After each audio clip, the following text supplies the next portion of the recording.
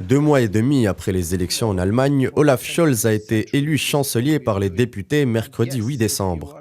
Le socialiste démocrate ramène le centre-gauche au pouvoir, tout en refermant définitivement les 16 années de l'ère Angela Merkel.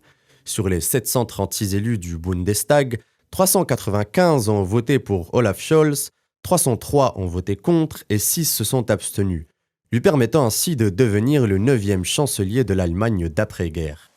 Son élection ne faisait aucun doute, son parti social-démocrate, arrivé en tête aux législatives, dispose d'une confortable majorité de 206 sièges avec ses 2 nouveaux partenaires de coalition, les Verts, qui eux disposent de 118 sièges, et les libéraux du FDP, qui eux bénéficient de 92 sièges.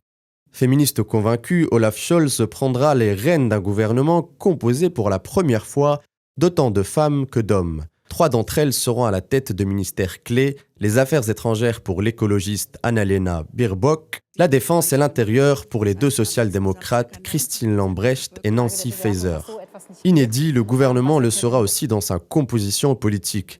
Il réunira en effet, pour la première fois depuis les années 1950, 3 partis. Le SPD, les Verts et le Parti libéral-démocrate sont rapidement parvenus à s'accorder sur un programme qui mise principalement sur la protection du climat, la rigueur budgétaire et la place de l'Allemagne en Europe.